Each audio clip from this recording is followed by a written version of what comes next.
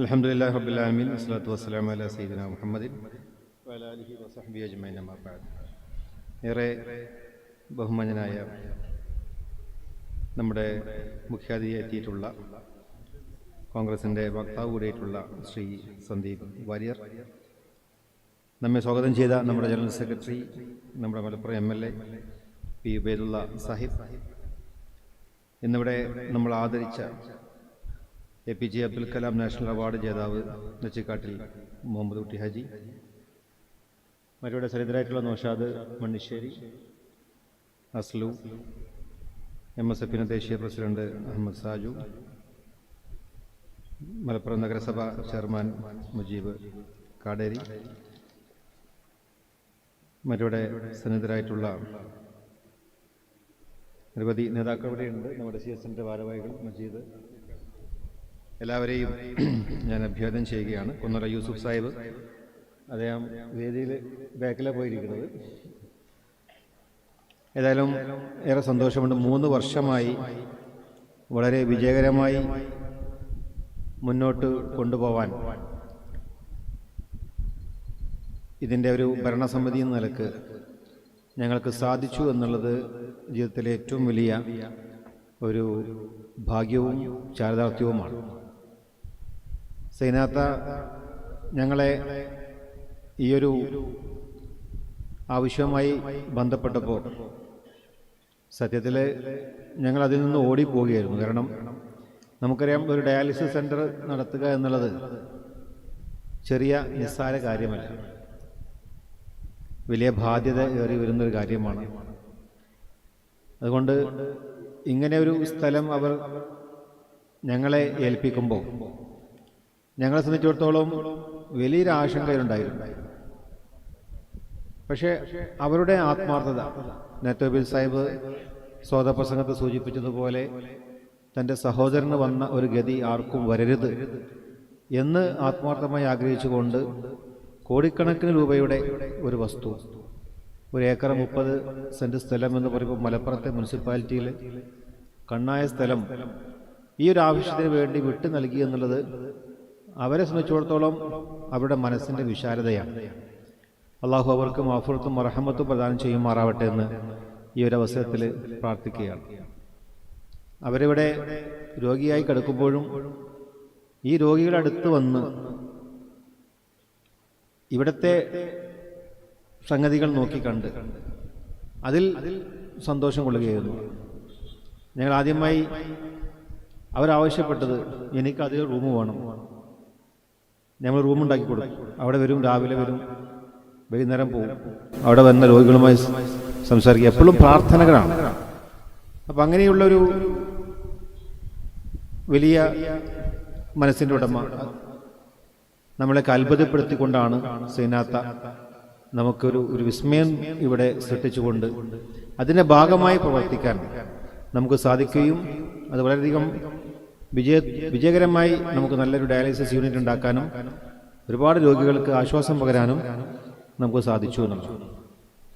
ഇന്നതിൻ്റെ 3ാം വാർഷികം ആഘോഷിക്കുമ്പോൾ 3 ദിവസങ്ങളായി നടന്ന പരിപാടികൾ, മെഡിക്കൽ ക്യാമ്പും പ്രവാസി സംഘവും അതുപോലെ നമ്മുടെ മറ്റ് സപ്പോർട്ടീവ് മീറ്റ് അടക്കമുള്ള എല്ലാ കാര്യങ്ങളും എല്ലാം ഉൾപ്പെടുത്തിക്കൊണ്ട് ഒരു ആഘോഷമായി റമദാൻ മാസത്തിൻ്റെ 3 ദിവസം മുമ്പ് തന്നെ നമുക്കത് പൂർത്തീകരിക്കാൻ സാധിച്ചു എന്നുള്ളതും വലിയ സന്തോഷമുണ്ട്.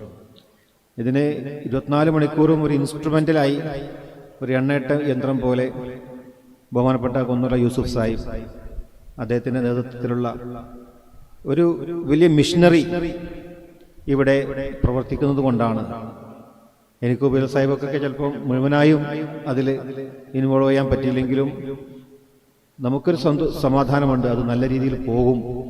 അതുകൊണ്ട് തന്നെ യൂസുഫ് സാഹിബിൻ്റെ ആ നേതൃത്വം അതാണ് ഇതിൻ്റെ വിജയത്തിൻ്റെ ഏറ്റവും വലിയ ഘടകം എന്നുള്ളത് കൂടി നമുക്ക് ഈ അവസരത്തിൽ അഭിമാനത്തോടു കൂടി പറയാം. അല്ലാഹു ആയുസ്സും ആഫിയത്തും അദ്ദേഹത്തിനും അദ്ദേഹത്തിൻ്റെ കൂടെ സഞ്ചരിക്കുന്ന എല്ലാവർക്കും നൽകുമാറാവട്ടെ എന്ന് പ്രാർത്ഥിക്കുകയാണ്.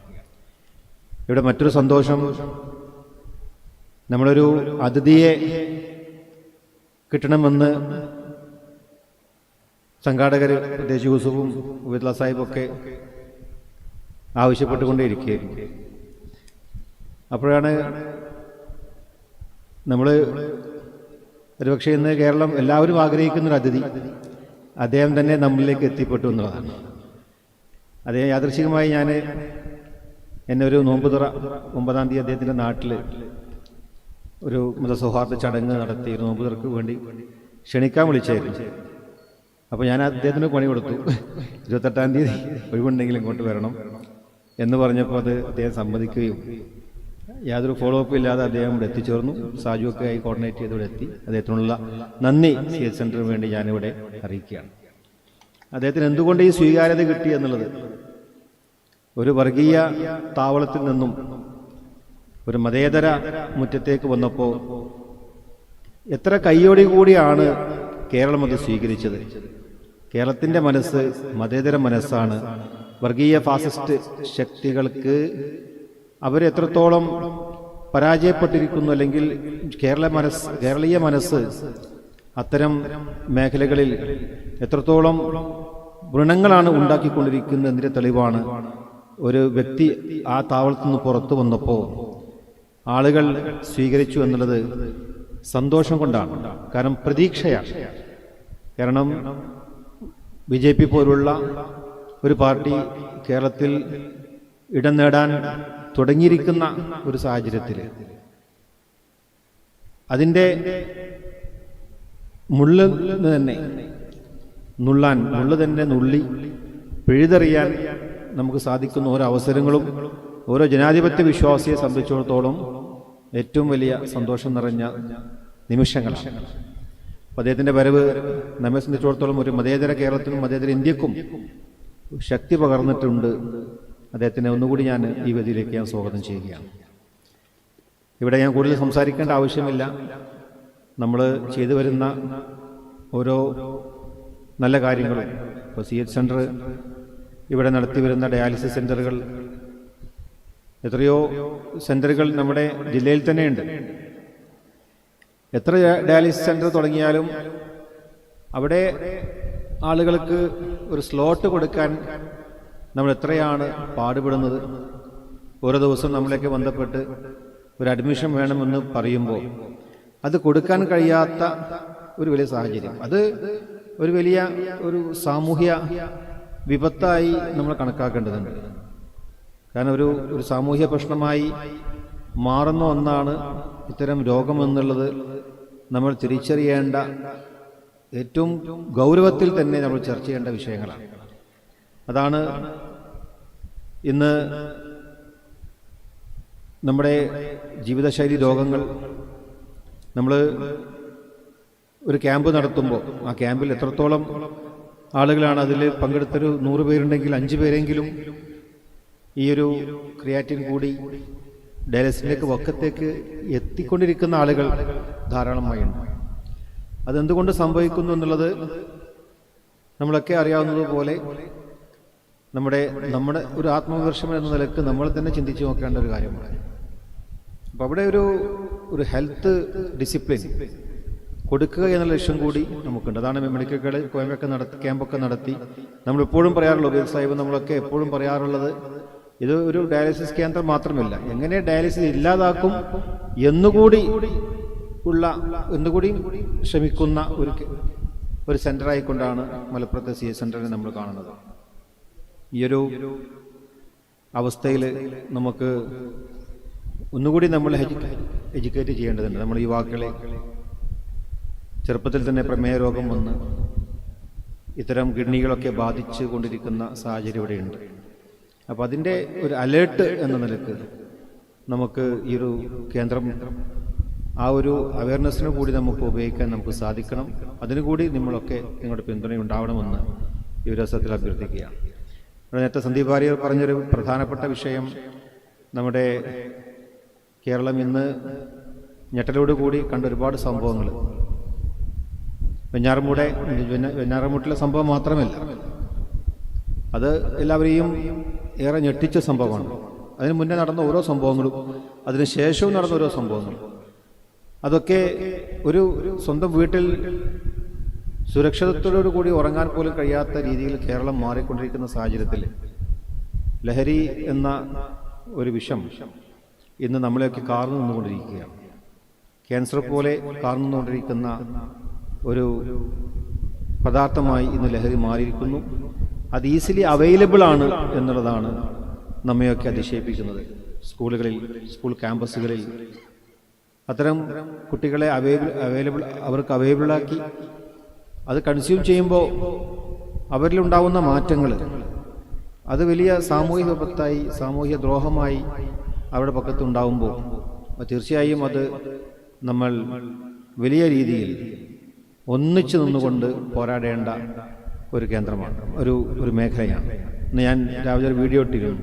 പിന്നെ സർക്കാരും സന്നദ്ധ സംഘടനകളും എക്സൈസ് ഡിപ്പാർട്ട്മെൻറ്റും പോലീസും എല്ലാവരും ചേർന്ന്, പൊളിറ്റിക്കൽ പാർട്ടീസും മതസംഘടനകൾ ഇതൊക്കെ ചേർന്ന് സ്വമേധയാ നമ്മൾ ഇതിനു വേണ്ടി ഒരു ക്യാമ്പയിൻ ചെയ്യുമ്പോൾ മാത്രമാണ് വിജയിക്കുക. നമ്മളൊരു ഒറ്റപ്പെട്ടൊരു ക്യാമ്പയിൻ നടത്തിയ കാര്യമില്ല.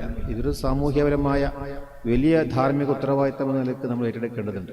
അതിനുകൂടി ഇന്ന് സന്ദീപ് പറഞ്ഞതുപോലെ നമ്മുടെ കേന്ദ്രങ്ങൾ ആ ഒരു ലഹരി ബോധവൽക്കരണ ക്ലാസ്സുകളും നടത്തിക്കൊണ്ട് നമുക്ക് അതിനെ ചെറുക്കേണ്ട ഒരു വലിയ കടമ കൂടി നമുക്കുണ്ട് എന്ന് ഞാൻ ഓർമ്മപ്പെടുത്തിക്കൊണ്ട് എല്ലാവിധ ഭാവങ്ങളും നേർന്നുകൊണ്ട് ഇത് വിജയിപ്പിച്ച എല്ലാവരെയും, ഇവിടെ മറ്റൊരു അതിഥി ഇവിടെയുണ്ട്, നമ്മുടെ കുട്ടിക.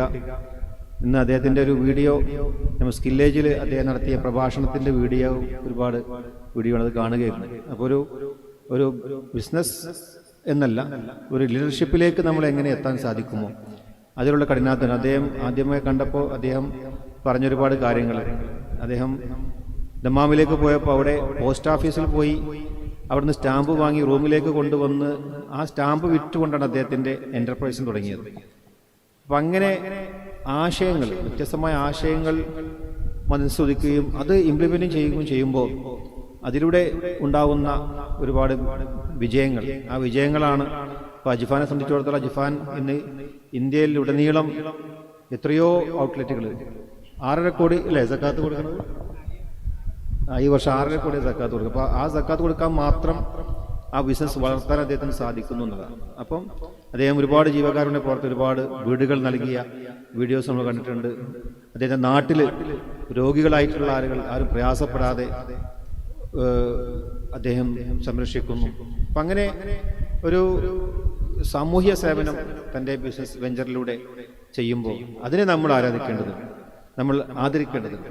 അതുകൊണ്ടാണ് കുട്ടിക്കാരെ നമ്മൾ ഇങ്ങോട്ട് വിളിച്ച് ഇത്തരം നന്മയുടെ കൂടെ നിൽക്കുന്നവരെ നമ്മൾ അവരെ ബഹുമാനിക്കുകയും അവരെ റെസ്പെക്റ്റ് ചെയ്യുക എന്നുള്ളത് നമ്മുടെ സാമൂഹിക ഉത്തരവാദിത്തമാണ്. അള്ളാഹു അദ്ദേഹത്തിന് ആഫിയത്തും ആയുസ്സും പ്രദാനം ചെയ്യുമാറാവട്ടെ എന്ന് പ്രാർത്ഥിച്ചുകൊണ്ട് ഇതിനുവേണ്ടി സഹായിച്ച ഒരുപാട് ആളുകൾ, നമ്മുടെ ഈ രോഗികൾക്ക് വേണ്ടി നമ്മുടെ വിദേശത്ത് നിന്ന് ഒരുപാട് ആളുകളുണ്ട്, ചാപ്റ്ററുകളുണ്ട്. അതുപോലെ നമ്മുടെ നാട്ടിലെ നമ്മുടെ സപ്പോർട്ടിംഗ് കമ്മിറ്റികൾ, അവരൊക്കെയാണ് നമ്മുടെ പഞ്ചായത്ത് തലത്തിലും മണ്ഡലം തലത്തിലും ഒക്കെയുള്ള ആളുകൾ ഇതിനു വേണ്ടി വളരെ ആത്മാർത്ഥമായി ഓടി നടന്നുകൊണ്ടാണ് ഇതിൻ്റെ പ്രവർത്തന ഫണ്ട് നമുക്ക് സമാഹരിച്ചുകൊണ്ടിരിക്കുന്നത്. അതുകൊണ്ട് അതിനുവേണ്ടി സഹായിച്ച ആളുകൾ അവർക്കൊക്കെ അള്ളാഹു അർഹമായ പ്രതിഫലം നൽകുമാറാവട്ടെ. അതുപോലെ ഇവിടെ ഓടി നടക്കുന്ന ഇതിൻ്റെ വോളണ്ടിയേഴ്സ്, ഇതിൻ്റെ ഭാഗമായി പ്രവർത്തിക്കുന്ന ഓരോരുത്തർക്കും അള്ളാഹു എല്ലാ നിഅമത്തും പ്രദാനം ചെയ്യുമാറാവട്ടെ എന്ന് പ്രാർത്ഥിച്ചുകൊണ്ട് എൻ്റെ വാക്കുകൾ ചുരുക്കുന്നു. അസ്സലാമു അലൈക്കും.